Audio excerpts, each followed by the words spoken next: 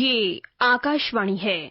कोविड-19 विशेष कार्यक्रम के अंतर्गत प्रस्तुत है कोरोना वायरस संक्रमण की वर्तमान स्थिति पर चर्चा, जिसे प्रस्तुत कर रहे हैं आकाशवाणी संवाददाता सिद्धार्थ सिंह। इस कार्यक्रम में आमंत्रित स्वास्थ्य विशेषज्ञ हैं डॉक्टर नरेश गुप्ता। नमस्कार श्रोताओं, आकाशवाणी के समाचार सेवा प्रभाग द्वारा कोरोना जागरूकता श्रृंखला के इस विशेष कार्यक्रम में आपका स्वागत है। और आज के इस अंक के साथ मैं हूं सिद्धार्थ सिंह। कहते हैं इम्तिहानों के दौर ने बना दिया एक नया हीरा मुझे, न खाते ठोकरें तो आज वजूद एक मामूली पत्थर सा होता। जी हां श्रोताओं, कोरोना के इस दौर में जिंदगी में बहुत सी चुनौतियां आ गई हैं और इन्हीं चुनौतियों का मुकाबला करते हुए जिंदगी जीना अब हमें और मजबूत बना रहा है। और ये तभी संभव है जब हम कोरोना से लड़ने के लिए जो हमारे जरूरी अस्त्र शस्त्र हैं उनका प्रयोग करेंगे। यानी आप मास्क लगाएंगे, हैंड हाइजीन के साथ सोशल डिस्टेंसिंग बनाए रखेंगे, तभी हम कोरोना की इस जंग को जीत पाएंगे। श्रोताओं, कोरोना को लेकर आपके मन में चल रहे तमाम सवालों का जवाब देने के लिए हमारे आज के इस विशेष फोन इन कार्यक्रम में हमारे साथ हैं मौलाना आजाद मेडिकल कॉलेज के पूर्व निदेशक और लोकनायक जयप्रकाश नारायण LNGP अस्पताल नई दिल्ली के senior consultant professor doctor Naresh Gupta. Doctor Naresh, नमस्कार, कार्यक्रम में आपका स्वागत है। धन्यवाद सिद्धार्थ जी, और श्रोताओं को भी मेरा प्रणाम। श्रोताओं, कोरोना से संबंधित सवाल हमारे आज के एक्सपर्ट से टोल फ्री नंबर 1800-115767 और 0-233-14444 पर पूछ सकते हैं। आप हमारे ट्विटर हैंडल @AIR News पर #AskAIR पर भी अपने सवाल पोस्ट कर सकते हैं। डॉक्टर नरेश, भारत ने पिछले 24 घंटों में 70,000 से ज्यादा रोगी कोरोना महामारी से स्वस्थ हुए हैं, जिससे देश में ठीक होने वालों की कुल संख्या करीब 35 लाख से भी ज्यादा हो गई है। और अगर हम ठीक होने की दर की बात करें तो वो अब 77% से भी ज्यादा हो गई है। लेकिन वहीं दूसरी ओर पिछले 24 घंटों में कोरोना महामारी के 96,000 से ज्यादा नए मामले सामने आए हैं और पिछले कई दिनों में अगर हम देखें तो इन मामलों की संख्या में लगातार वृद्धि हो रही है। क्या कारण मानते हैं आप? देखिए, आपने बिल्कुल ठीक कहा है कि हमारे जो केस नंबर है जी, वो पिछले कुछ हफ्तों से पूरे देश में और दिल्ली में बढ़ता जा रहा है और उसके कई कारण हैं। एक कारण ये भी है कि जब लोग को लगने लगता है कि स्थिति जो है कंट्रोल में आ रही है तो वो थोड़े ढील दे देते हैं जी। और कोरोना में एक बड़ी चीज अच्छी है, मतलब अच्छी क्या है कि वो हमें समझने की है कि अगर एक जगह पे कोरोना फैलता है, आउटब्रेक होता है जी, तो उसकी वजह से कई सारे कनेक्टेड आउटब्रेक और होते हैं। तो ये आग की तरह है, अगर एक जगह आग लगेगी तो वो कहीं फैलेगी। तो जैसे जैसे ये हमारे यहाँ कोरोना की वजह से लोगों ने आना आवागमन शुरू हुआ, मिलना जुलना शुरू हुआ, मार्केट खुल गई, शनि बाजार खुल गए, उन सब की वजह से एक तो ये हो गया। दूसरा ये कि हमारी जो टेस्टिंग है वो बहुत ज्यादा बढ़ गई जी, दुगनी से भी ज्यादा हो गई कई जगह तो उसमें प्रोपोर्शनेटली नंबर ज्यादा आने लगे। तीसरा मेरा ये भी मानना है कि ये जो बढ़ाव है पूरे देश में भी देखा गया, दिल्ली में भी देखा गया जहां इतना कंट्रोल में था, ये भी हो रहा है। शायद ये मेरा मानना है कि ट्रांसमिसिबिलिटी जो है, इस वायरस का जो फैलने की क्षमता है वो बदल रही है और ये वायरस भी अपना रूप बीच बीच में बदलता है जी। तो हो सकता है कि इसकी जो फैलने की क्षमता है, ट्रांसमिसिबिलिटी, वो उसकी वजह से बढ़ गई है। अच्छी बात यह है कि नंबर ज्यादा होने के बावजूद भी उतना हिसाब से डेथ या सीरियस वाले केस नहीं बढ़ रहे हैं। वो नंबर आ रहे हैं उनके सामने जी, लेकिन वो उतने ही आ रहे हैं प्रोपोर्शन में जैसे कि हम मानते थे, लेकिन शायद उससे कम ही है। डेथ रेट अगर हम देखें तो हमारा जो डेथ रेट था हिंदुस्तान में वो जून में 3% था, फिर जुलाई में 1.7 था और अगस्त में तो 1.4 ही था और अभी भी जो है उसमें हम नियंत्रण करे में है। लेकिन जैसे आपने शुरुआत करी थी, ये एक हमारे लिए एक लेसन है कि हम इससे सीखें। जैसे जैसे हम इससे निदान पाएंगे ऐसे ऐसे हमें फ्यूचर में और बीमारियों से राहत ऑटोमेटिकली मिलती जाएगी। जी। और डॉक्टर नरेश, केंद्रीय स्वास्थ्य मंत्रालय और आईसीएमआर ने अपनी एक एडवाइजरी जारी की है जिसमें कहा गया है सभी राज्यों से कि रैपिड एंटीजन टेस्ट से निगेटिव आने वाले लक्षण वाले लोगों का अनिवार्य रूप से आरटी-पीसीआर टेस्ट करवाना अब जरूरी है। तो कब हम ये डिसाइड करें कि हमें एंटीजन टेस्ट कराना है या आरटी-पीसीआर कराना है और इसके क्या मायने हैं? देखिए, ये टेस्ट तो सारे मिल रहे हैं जी। शुरू में जब केस ज्यादा आते हैं और जो सिम्टोमेटिक केस होते हैं, देखिए सब लोग एसिम्टोमेटिक नहीं होते, ज्यादातर एसिम्टोमेटिक है, कुछ सिम्टोमेटिक, उसको बुखार भी आ गया, खांसी भी आ गया, सांस भी फूलने लगा, तो उसको जल्दी होती है कि मेरे को टेस्ट का रिजल्ट जल्दी मिलना चाहिए। और सरकार को भी जल्दी होती है कि अगर वो पॉजिटिव जल्दी पता चले तो बाकी फैलने से उसको हम रोक सकते हैं। जी। तो रैपिड टेस्ट इसलिए आए थे कि जहाँ पे भी कंटेनमेंट हो, जहाँ पे भी शक हो, वहां जाके तुरंत टेस्ट करें और सभी जो है घंटे में रिजल्ट देके बता दें भैया पॉजिटिव है कि नेगेटिव है। जी। बस उसमें दिक्कत ये थी कि वो टेस्ट इतना अच्छा नहीं था पॉजिटिव के मामले में। मतलब ये कि अगर वो पॉजिटिव आता है तो आपको मालूम है कि बीमारी है, लेकिन कुछ पॉजिटिव केस को वो छोड़ देता था जल्दी जल्दी में, जी। क्योंकि जल्दी का टेस्ट था रैपिड एंटीजन टेस्ट। तो उसके लिए ये कहा गया कि जो नेगेटिव है जी, उसको एक बार और देखना चाहिए, क्योंकि कहीं जल्दी जल्दी में छूट तो नहीं गया है। लेकिन ये जो आपने कहा जानकारी, ये उसमें मंत्रालय ने बोला है, उन्होंने कहा कि जो सिम्टोमेटिक केस हैं, जिनको तकलीफ है, अगर उनका रैपिड टेस्ट नेगेटिव है तो वो जो है आरटी-पीसीआर से दोबारा करा जाएगा, क्योंकि उनका जो संभावना है वो काफी ज्यादा है और रैपिड टेस्ट जल्दबाजी में हो सकता है छोड़ दिया हो, और जो आरटी-पीसीआर है वो गोल्ड स्टैंडर्ड है, इसलिए वो टेस्ट करना जरूरी है। लेकिन सिद्धार्थ जी, मैं एक चीज इधर बड़ी अहम कहना चाहूंगा, लोगों को थोड़े से लक्षण में भी, गले की खराश हो, खांसी हो, बुखार हो, आज की तारीख में ये जो टेस्ट है, कोई सा भी टेस्ट, कोविड का टेस्ट करने से घबराना नहीं चाहिए। उनको ये नहीं सोचना चाहिए कि अगर मैं टेस्ट करूंगा तो मेरे को दिक्कतों का सामना करना पड़ेगा। उसको टेस्ट करने से ही अपना बचाव, अपनी फैमिली का बचाव, समाज का बचाव और देश का बचाव लगता है। जी। और डॉक्टर नरेश, आपसे ये जानना चाहेंगे कि जैसे जैसे मामले बढ़ रहे हैं, हम देख रहे हैं कि दिल्ली में भी जो है काफी ज्यादा मामले आ रहे हैं इस समय, तो बहुत सारे लोग जो कोरोना का टेस्ट कराने के बाद पॉजिटिव आ जाते हैं, तो वो कैसे इस बात का निर्धारण करें कि उन्हें होम आइसोलेशन में जाना है या उन्हें किसी अस्पताल में जाकर भर्ती होना है, वो कैसे डिसाइड करें? देखिए, सरकार ने काफी इसमें ढील दी हुई है, ये मान के कि अब तक लोगों में जागरूकता आ गई है और अगर वो होम आइसोलेशन में रह सकते हैं तो उनको रहने दिया जाए।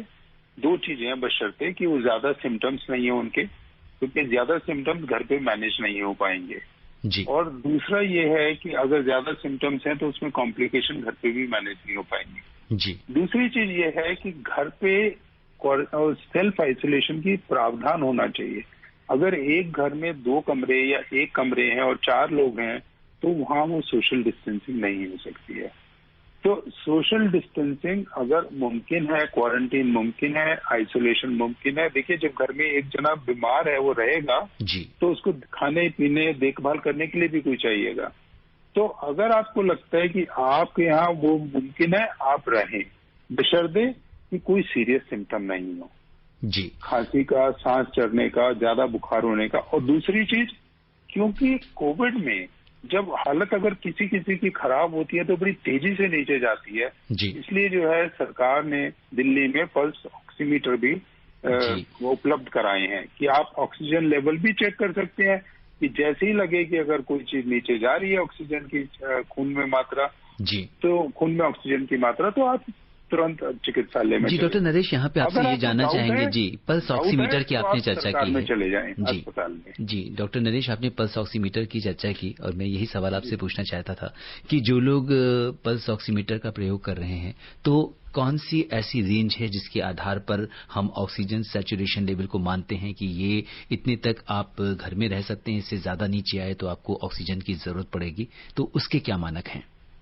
देखिए, जो ऑक्सीजन की जो मात्रा नापता है पल्स ऑक्सीमीटर, वो परसेंट के हिसाब से होती है जी। तो 100% से ज्यादा नहीं नापेगा। तो अक्सर जो लोग पहले स्वस्थ रहे हैं, जिनको कोई फेफड़े की बीमारी नहीं है, दमे की बीमारी से ग्रस्त नहीं है, स्मोकिंग बहुत ज्यादा नहीं करी है, वो 95 से 100 के बीच में रहते हैं। तो 97, 98, 99 कोई दिक्कत नहीं है। अगर वो उसमें गिरने लगे और 92 के नीचे आ जाए तो आप समझिए कि कोई चीज ठीक नहीं है। इसमें दो पैमाने हैं। एक तो जैसे हमने 92% मान लीजिए आपको बता दिया जी। दूसरा पैमाना ये भी है कि जो आपका बेसलाइन लेवल था, अगर वो उससे नीचे गिरने लगे जी। 5 अंक मान लीजिए नीचे गिर जाए, तो इसका मतलब है कि बात ठीक नहीं चल रही है, बीमारी कहीं बढ़ रही है। और इसमें कोविड में ये भी देखा गया है कि जब सांस की बीमारी बढ़ती है, फेफड़े की, ऑक्सीजन लेवल गिरता है, तो एकदम से मरीज को तकलीफ नहीं आती है, तकलीफ देर से आती है। मतलब वो आप 92 तो क्या कह रहे हैं, 80 चला जाता है, 70 चला जाता है, तो भी तकलीफ नहीं आती है। ये जो है ना, चिंता का विषय होता है हमारे लिए, डॉक्टरों के लिए, कि मरीज को पता नहीं चल रहा है और वो नीचे जा रही है। तो इसलिए ऑक्सीमीटर दिया जाता है कि अगर वो नीचे जाए जो पहले लेवल है उससे या 92 से, तो समझिए कि कोई चीज गड़बड़ है और आप सीधा जो है चिकित्सालय की तरफ रुख करें। जी। तो जैसा कि डॉक्टर नरेश ने बताया कि अगर हम पल्स ऑक्सीमीटर से ऑक्सीजन सैचुरेशन लेवल चेक करते हैं और अगर वो 92 से नीचे आता है सैचुरेशन लेवल, तो हमको अपने चिकित्सक से परामर्श करने की जरूरत है और किसी अस्पताल में जाने की जरूरत है। और डॉक्टर साहब, इसमें बहुत सारे हमारे कॉलर्स हमें फोन कर रहे हैं। सबसे पहले हम रुख करते हैं उड़ीसा का, जहां से हमारे साथ विवेकानंद जी कार्यक्रम में जुड़ गए हैं। विवेकानंद जी नमस्कार, कार्यक्रम में आपका स्वागत है। नमस्कार साहब, और डॉक्टर जी को भी नमस्कार। प्रणाम जी। अपना सवाल पूछिए। जी। पूछना चाह रहे हैं कि अभी अनलॉक 4 हो गया है और हमारे शहर में बहुत भीड़ भाड़ हो गया है जी, तो अभी कैसे क्या कुछ सावधानियां बरतना पड़ेगा? जी डॉक्टर साहब, जैसा कि कह रहे हैं कि अनलॉक 4 हो गया है, बहुत सारी इकोनॉमिक एक्टिविटीज शुरू हो गई हैं, मेट्रो भी की सेवा भी शुरू हो गई है, बहुत सारे पब्लिक ट्रांसपोर्ट शुरू होते जा रहे हैं, ट्रेन भी बढ़ रही हैं, तो ऐसे में वीकली हार्ट्स भी शुरू हो रहे हैं, तो ऐसे में क्या कुछ प्रिकॉशंस रखनी होंगी? ये बहुत अच्छा, बहुत अहम सवाल है और इसके साथ एक कड़ी जुड़ी हुई है कि अब हमें ऐसे ही माहौल में आगे के समय में रहना पड़ेगा, काफी समय तक तो रहना ही पड़ेगा जी। इसलिए हम वो सीख ले लें कि अगर ये अनलॉकडाउन भी हो गया है और केस बढ़ रहे हैं तो क्यों बढ़ रहे हैं और क्या करना है जी। तो पहली चीज तो ये है कि जहां पे भी वो क्लोज्ड स्पेसेस हैं, जहां पे कि वो बंद स्पेसेस हैं, जहां पे कि कुदरती वेंटिलेशन नहीं हो रहा है, वहां पे खतरा ज्यादा होता है जी। ऐसी जगह पे अगर भीड़ भड़ाके के लोग आ जाए भिन्न भिन्न जगह से तो खतरा और बढ़ जाता है। जितना नंबर ज्यादा होगा उतना खतरा ज्यादा हो जाएगा। और ऐसी जगह पे अगर वो स्पेस भी इतना छोटा है जगह कि सोशल डिस्टेंसिंग नहीं हो पा रही है तो खतरा और बढ़ जाता है। और ऐसे माहौल में अगर आपने मास्क नहीं लगाया है तो खतरा और बढ़ जाता है। और सबसे ज्यादा खतरा बढ़ जाता है जैसे जैसे आप उधर ज्यादा समय व्यतीत करते हैं ऐसी जगह पे क्लोज स्पेस में, उसमें और ज्यादा हो जाता है। ऐसी जगह कहाँ होंगी? अब मार्केट खुल गई है, बाजार खुल गए हैं, बाजार में 100 दुकानें हैं, शनि बाजार लगा है, पार्टियां हो रही हैं, शादियां हो रही हैं, फंक्शन हो रहे हैं, शॉपिंग प्लेस हो गए हैं, खाने की जगह पे भी आ जाते हैं लोग, तो शेल्टर में आ जाते हैं। तो क्लस्टर में जहाँ पे जाएंगे वहां पे ज्यादा है। तो एक तो ये है कि आप पहले इनसे बचाव करें, दूसरा वहां कम से कम समय व्यतीत करें। मैंने देखा है कुछ लोग कहते हैं 5 महीने से हम घर में थे, अब चलते हैं। और चलिए आप खुली जगह में गए कोई बात नहीं है, अगर आप भीड़ भड़ाके की ऐसे एरिया में गए और वहां भी आप उसमें घंटा भर रहे तो आपका बहुत खतरा बढ़ जाएगा। इसलिए आप जहां पे भी जाएं घर से बाहर कम से कम समय व्यतीत करिए अगर आपको कोविड से बचना है जी। और जितनी आपको गाइडलाइंस दी गई हैं उन सब का आप पालन करिए। अगर आप उन सब का पालन करेंगे, सोशल डिस्टेंसिंग रखेंगे, कम उसमें रखेंगे, ज्यादा कम समय तक रहेंगे, हाथ पैर को साबुन पानी से जो जरूरत है धोएंगे, आके नहाएंगे, तो आपका रिस्क कम रहेगा। एक चीज और बड़ी अहम है, विवेकानंद जी को मैं बाकी सबको कहना चाहूंगा, लोगों के मन में कुछ ऐसी धारणा आ गई है कि जब तक इंसान खांसेगा नहीं या छींकेगा नहीं उसका कोरोना वायरस जो है मेरे को नहीं या किसी को नहीं लगेगा। ये बिल्कुल गलत है।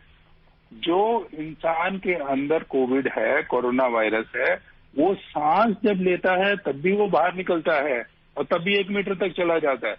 जब वो बोलता है तब भी वो बाहर निकलता है जी। और जब वो तेज बोलता है तो और ज्यादा दूर तक जाता है।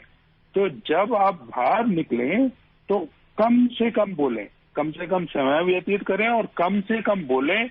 और जब बोलें तो आसपास फेस टू फेस, मतलब मुंह के सामने मुंह रख के ना बोलें। अगर आप इन सब का एहतियात करेंगे तो आपको कोविड लगने का चांस कम हो जाएगा, आपकी जिंदगी अच्छी हो जाएगी, आपका व्यापार भी अच्छा हो जाएगा और आपको कोविड के अलावा दर्जनों और बीमारियों से भी राहत मिलेगी। जी। और डॉक्टर साहब, हमारी ये चर्चा जारी रहेगी। इस बीच हरियाणा से सिरसा से हमारे साथ पप्पू राम जी कार्यक्रम में जुड़ चुके हैं। हेलो पप्पू जी, नमस्कार। कार्यक्रम में आपका स्वागत है। राम राम जी। राम राम जी। राम राम जी। सितारत जी, मुझे एक 2 प्रश्न है मेरे से। जी। एक तो ये प्रश्न है, जैसे कोई भाई के साथ हाथ मिलाते हैं जी। तो सर जी, ये जो वायरस होता है ये क्या सारे शरीर पर चढ़ जाता है? वायरस जो हाथ मिलाने से, कई कहते हैं टच करने से फैल जाता है। जी। और सर जी एक सवाल और है, जो ये संख्या बढ़ रही है हमारे देश में लगातार, अब तो लाख की तरफ जा रही है संख्या, जी। इसका क्या कारण है डॉक्टर साहब? बहुत तेज गति से बढ़ रही है संख्या। जी डॉक्टर नरेश, पहले जो इनका दूसरा सवाल है कि देश में इतनी तेजी से संख्या बढ़ रही है कोरोना की, इसके बारे में आपने हमारे श्रोताओं को बता दिया था। एक बहुत संक्षिप्त में इनको दोबारा बता दीजिए। देखिए, जैसा विवेकानंद जी ने कहा, अनलॉकडाउन हो रहा है, लोग बाहर निकल रहे हैं, मिल रहे हैं, एक जगह फैलता है और ज्यादा फैलता है और एक फैलने से 100 और उसके लिए उत्पन्न हो जाती हैं फैलने की स्थितियां। दूसरा है कि हम लोग नंबर बहुत ज्यादा टेस्ट कर रहे हैं। अगर हम 100 टेस्ट करते हैं और उसमें मान लीजिए 100 में से 6 लोग आते हैं तो 200 टेस्ट करेंगे तो 12 आएगा। तो हमारी टेस्ट करने की क्षमता बहुत ज्यादा बढ़ रही है। तीसरा जो है, इस वायरस के फैलने की क्षमता में भी शायद कुछ परिवर्तन आ गया है और वो भी ज्यादा बढ़ रही है। दूसरा सवाल इनका था कि हाथ मिलाते हैं तो वो क्या वायरस सारे शरीर में आ जाता है? जैसे वो दिखाते हैं ना कि बिजली के करंट की तरह से सारे शरीर में फैल गया। पहली बात तो ये है कि हैंडशेक जो है, हाथ मिलाना, हमारे वो कल्चर का वो नहीं है। हमारा तो नमस्ते करना है, प्रणाम करना है। अगर आप हैंडशेक करते हैं तो हाथ से हाथ में ही जाएगा और वो हाथ अगर मुंह में, नाक में, आंख में कहीं जाता है तो वहां से वो अंदर प्रवेश कर जाएगा। जी। एक चीज ध्यान रखें कि ये जो वायरस है, ये वायरस बिजली के करंट की तरह नहीं फैलता है जी। ये वायरस बाहर रह के कोई नुकसान नहीं कर सकता है। इसको अंदर प्रवेश पाना पड़ता है शरीर के अंदर और उसके लिए उसे एक पासपोर्ट चाहिए और जब तक वो अंदर नहीं जाएगा उसकी संख्या बदलती नहीं है। वो अगर 10 वायरस किसी ने आपको हाथ मिलाने में दिए हैं तो आपके पास 10 ही रहते हैं, वो 100 नहीं बन सकते हैं। तो वो सारे शरीर में नहीं फैल सकते हैं। और डॉक्टर साहब, अब हम रुक करते हैं देहरादून का, जहां से हमारे साथ कार्यक्रम में जुड़ चुके हैं भारत प्रसाद जी। भारत जी नमस्कार, कार्यक्रम में आपका स्वागत है। अपना सवाल पूछिए। हाँ नमस्कार सर। नमस्कार डॉक्टर साहब। प्रणाम जी। हाँ सर, मेरा सवाल ये है कि प्लाज्मा थेरेपी क्या है और जो डॉक्टर साहब इनको मतलब लेते हैं, इसका प्रोसीजर क्या होगा? जी डॉक्टर नरेश जी, एक तो प्लाज्मा थेरेपी के बारे में आजकल बहुत, दिल्ली में 2 प्लाज्मा बैंक भी खुल चुके हैं, लेकिन अभी भी लोग काफी प्लाज्मा के लिए इधर उधर जाते हैं क्योंकि शायद कहीं न कहीं जो डोनर हैं उनकी कमी है और सभी ब्लड ग्रुप के जो हम देखते हैं कि प्लाज्मा अवेलेबल नहीं होते। तो इसके बारे में कौन डोनेट कर सकता है, कितने दिनों के बाद हम इसे दे सकते हैं, इसके बारे में थोड़ा बताइए। जी देखिए, जैसे ये भारत प्रसाद जी ने पूछा है कि प्लाज्मा थेरेपी क्या होती है। जो हमारा खून होता है, रक्त होता है, रक्त हमारा लाल दिखता है, लेकिन जब उसको हम सेंट्रीफ्यूज करते हैं तो उसमें देखते हैं वो लाल कण होते हैं जो कि इसे लाल रंग देते हैं। तो लाल कण उसके अंदर घूम रहे हैं, सफेद कण घूम रहे हैं, प्लेटलेट्स घूम रहे हैं। अगर हम सबको बिठा दें, सेडिमेंटेशन कर दें, सेंट्रीफ्यूज कर दें, तो पानी का जो तरल पदार्थ है वो ऊपर रह जाता है, उसको हम कहते हैं प्लाज्मा। प्लाज्मा में काफी सारे प्रोटीन होते हैं किसी भी इंसान के अंदर प्रोटीन होते हैं। और प्लाज्मा एक ऐसा तत्व है जो कि सारे शरीर में जब घूम रहा है तो एक तरह की जो इम्यूनिटी होती है, जिसकी इम्यूनिटी की इतनी चर्चा हो रही है, वो इम्यूनिटी जो है प्लाज्मा में घूमती रहती है प्रोटीन की शक्ल में।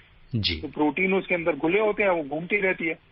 और इम्यूनिटी जो है ना खास चीज है, मतलब इन्फ्लुएंजा की इम्यूनिटी अलग है, टीबी की अलग है, तो सब वायरस की, बैक्टीरिया की खास इम्यूनिटी होती है। तो जो व्यक्ति कोविड से ग्रस्त हो चुका है उसकी इम्यूनिटी के जो प्रोटीन्स हैं वो उसी के प्लाज्मा में घूमते हैं। जिसको कोविड नहीं हुआ उसके प्लाज्मा में नहीं घूमेंगे। तो जो हम प्लाज्मा की बात करते हैं वो तरल पदार्थ जो खून का होता है उस व्यक्ति का जिसको भी कोविड हो चुका है और कोविड से वो ठीक हो चुका है। हम नहीं चाहेंगे कि बीमार आदमी से लें। तो कोविड से ठीक हो चुका है, उसके अंदर से वायरस जा चुका है, वो बिल्कुल ठीक महसूस कर रहा है और उसके भी 2 हफ्ते बाद वो प्लाज्मा दे सकता है। अब प्लाज्मा देने का क्या तरीका है? प्लाज्मा देने का बिल्कुल वैसे ही तरीका है जैसा खून देने का तरीका होता है। इनफैक्ट खून देने के तरीके से भी आसान तरीका है, क्योंकि खून में पूरा खून निकाल लेते हैं जितना चाहिए, 1 पाव के करीब, और उसको ही बैग में रख के उसको आगे देते हैं। प्लाज्मा में बाकी जो लाल कण है, सफेद कण है, जो भी कण है, सब वापस कर देते हैं। सिर्फ तरल पदार्थ लिया जाता है। तो 2 चीजें हैं उसमें, एक तो तरल पदार्थ लिया जाता है और उस तरल पदार्थ को लिया जाता है जो कि उस व्यक्ति से आए जो कि 1 महीना पहले कोरोना से ग्रस्त हुआ और ठीक हो गया। जी। और ऐसे व्यक्ति के प्लाज्मा में अगर वो इम्यूनिटी के प्रोटीन्स हैं तो ये हमारा मानना होता है कि अगर हम किसी ग्रस्त व्यक्ति को देंगे तो वो व्यक्ति जो अपनी इम्यूनिटी बना रहा है उससे पहले दूसरे की इम्यूनिटी के प्रोटीन्स का उसको फायदा मिल सके। ये जो प्रणाली है हमारे साइंस में 100 साल से ज्यादा ट्राई हो चुकी है। ये जब इन्फ्लुएंजा का 1918 में प्रकोप आया था, बिल्कुल इसी तरह का जैसा कोविड का है, तब भी इसका इस्तेमाल हुआ था, उसके बाद भी हुआ। लेकिन ये हमारे देखने में आता है कि ये किसी किसी बीमारी में बहुत काम करता है, किसी बीमारी में बिल्कुल नहीं काम करता है। तो ये प्लाज्मा खून की तरह ही होता है, उसका तरल पदार्थ को हम प्लाज्मा कहते हैं और वो उस व्यक्ति को देते हैं जो कि अभी वो अपनी इम्यूनिटी के प्रोटीन्स बना रहा है। और जैसे खून हर व्यक्ति को देना चाहिए, वैसे ही प्लाज्मा हर व्यक्ति को देना चाहिए जो कि रिकवर कर चुका है कोविड से और जो कि और कोई दिक्कत नहीं है उसे खून देने में। बिल्कुल। खून एक ऐसी चीज है जो लैब में नहीं बनती है और खून देने वाले व्यक्ति का खून तुरंत जो है कंपनसेट होना शुरू हो जाता है, ये उसमें मिनटों के अंदर, और कुछ ही हफ्तों में वो पूरा का पूरा आ जाता है फ्रेश नया बनके। लोगों की ये धारणा कि मेरे शरीर के अंदर जो खून है वो मेरी जिंदगी तक चलेगा, वो बिल्कुल गलत है।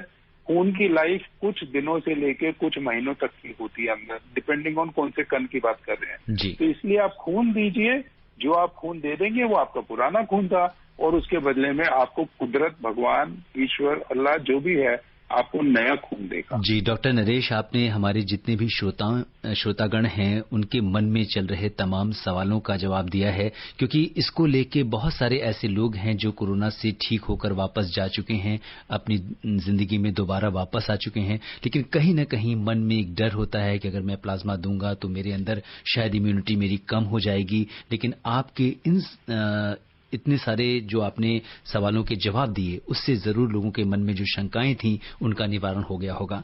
और अब हम रुक करते हैं हिसार का, जहां से राजेंद्र जी हमारे साथ कार्यक्रम में जुड़ चुके हैं। राजेंद्र जी नमस्कार, स्वागत है आपका। जी, और डॉक्टर साहब को भी नमस्कार करना चाहूंगा। नमस्कार, प्रणाम राजेंद्र जी।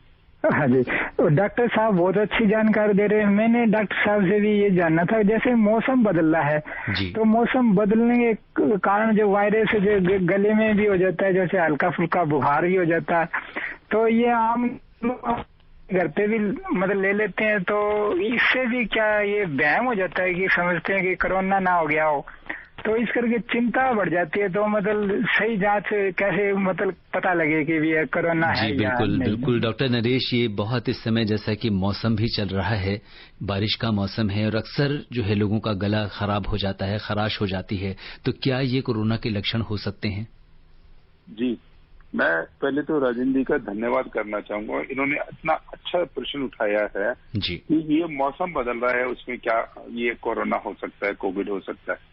ये जब मौसम बदलता है बहुत सारे वायरस की बीमारियां आती हैं, वायरस क्या बैक्टीरिया की भी आती है, टीबी की भी आती है। लेकिन ये मान के चलिए आप, अगर आप सारी प्रिकॉशंस मास्क वाली ले रहे हैं, सोशल डिस्टेंसिंग वाली ले रहे हैं, कॉफ एटिकेट्स वाली ले रहे हैं, सांस वाली बात करने वाली प्रिकॉशंस ले रहे हैं, तो आपको कोविड से ही राहत नहीं मिलती है, आपको बाकी वायरस और बैक्टीरिया से भी मिलती है। इसीलिए पिछले 4-5 महीनों में दूसरे वायरस और बैक्टीरिया बहुत कम मात्रा में दिखने को मिल रहे हैं, ना के बराबर मात्रा में दिखने को मिल रहे हैं। कहने का तात्पर्य ये भी होगा कि आज की तारीख में अगर किसी को ये तकलीफ होती है तो उसको कोविड का टेस्ट कराना चाहिए। दूसरा चीज जो इनके प्रश्न से निकल के आती है कि जो ये मौसम बदलता है उसमें ये सांस के श्वास के द्वारा जो बीमारियां होती हैं, उसके अलावा पानी से होने वाली, मच्छर से होने वाली बीमारियां भी होती हैं। वो वाली बीमारियां मास्क लगाने से कम नहीं होती हैं, उनके लिए बचाव दूसरी तरह के चाहिए। जी बिल्कुल। वो बीमारियां बढ़ जाती हैं और इसलिए इनका कहना बिल्कुल ठीक है कि हमको ज्यादा सतर्क रहना पड़ेगा। सिर्फ कोविड और वायरस की जो श्वास द्वारा बीमारियां उसके लिए नहीं, जो पानी द्वारा फैलती हैं, जो मच्छर द्वारा फैलती हैं, जैसे डेंगू चिकनगुनिया आएगा, तो मच्छर का प्रकोप आप कम करिए, पानी को साफ और स्वच्छ रखिए और उसकी वैसे ही देखभाल करिए जैसे कि आप अपने शरीर की कोविड से बचें। जी। और डॉक्टर नरेश, इस बीच हमारे एक श्रोता और जुड़ गए हैं उड़ीसा से, बुल्लू पटनायक जी। बुल्लू जी नमस्कार, कार्यक्रम में आपका स्वागत है, अपना सवाल पूछिए। सर नमस्कार जी। My name is Bullu Patnaik, Keonjhar district, Odisha state. Yes, you can ask your question. Vaccine कहाँ से पहुंचता है एंड और क्वेश्चन व्हाट इज कोविड-19? ओके डॉक्टर साहब, समय बहुत कम है। व्हाट इज कोविड-19 और वैक्सीन किस स्टेज पे है, इसके बारे में बहुत जल्दी से आपकी संक्षिप्त टिप्पणी चाहेंगे। Covid is the disease caused by corona virus. Corona virus के कई रूप होते हैं। ये जो 19 का मतलब है 2019, ये बीमारी 2019 में रूप में आई थी। और कोरोना वायरस से जो होने वाली बीमारी है, कोरोना वायरस इंड्यूस डिजीज जो आती है, वो उसको 2019 कोविड-19 का नाम दिया गया है। वैक्सीन बड़ी एडवांस स्टेज में है। इनफैक्ट वैक्सीन के फाइनल ट्रायल्स हो रहे हैं। एक हालांकि झटका लगा है, अभी एस्ट्राजेनिका की जो ट्रायल हो रही थी जी, उसकी वैक्सीन में कुछ ऐसा एक ही साइड इफेक्ट आया एक इंसान को, दूसरी बार एक पहले आया था, जिसकी वजह से उन्होंने एक टेम्परेरी उसके ऊपर रोक लगाई है कि इसको पहले जांच करा जाए कि ये साइड इफेक्ट कैसा है, ये इसकी वजह से है या किसी और वजह से है। लेकिन ये कि वैक्सीन इतनी तेजी से बढ़ रहा है कि 150 से ज्यादा वैक्सीन अभी उनकी जो है जांच प्रक्रिया चल रही है। जैसे ही वो सेफ और इफेक्टिव, मतलब फायदेमंद और बिना तकलीफ के घोषित कर दी जाएंगी जी, वो सबको अवेलेबल हो जाएंगी। बिल्कुल। और डॉक्टर नरेश, अब समय इजाजत नहीं दे रहा कि हम इस चर्चा को आगे बढ़ाएं। चलते चलते आप आकाशवाणी के श्रोताओं को कुछ क्या इंपॉर्टेंट टिप्स देंगे, 3-4? देखिए, सबसे बड़ी टिप तो मैं ये दूंगा कि ये जो कोरोना से कोविड की बीमारी है, जैसे बुल्लू पटनायक जी ने पूछा था जी, कोविड की बीमारी से बढ़कर कोरोना का खौफ हो गया है। जी, बहुत संक्षिप्त में चाहेंगे डॉक्टर साहब, टाइम कम है। कोविड की बीमारी से ज्यादातर मरीज ठीक ठाक हो जाते हैं, आधों से ज्यादा को कोई तकलीफ ही नहीं होती है, एसिम्प्टोमेटिक होती है। लेकिन जो व्यक्ति एसिम्प्टोमेटिक है वो दूसरे को जब बीमारी देता है वो बिना लक्षण के होगा ऐसा कोई गारंटी नहीं है। उनमें से कुछ जो है जानलेवा भी हो सकते हैं। इसलिए कोई भी व्यक्ति कितना भी लक्षण जी, हमें डॉक्टर नरेश प्रिकॉशंस पूरी लेनी होगी। आप कोविड-19 के इस विशेष कार्यक्रम से जुड़े और आपने हमारे श्रोताओं के प्रश्नों का उत्तर दिया, आपका बहुत बहुत धन्यवाद। धन्यवाद जी। आप स्वस्थ और सुरक्षित रहते हुए श्रोताओं दूसरों को भी सुरक्षित रखें, इसी कामना के साथ दीजिए मुझे अनुमति। नमस्कार।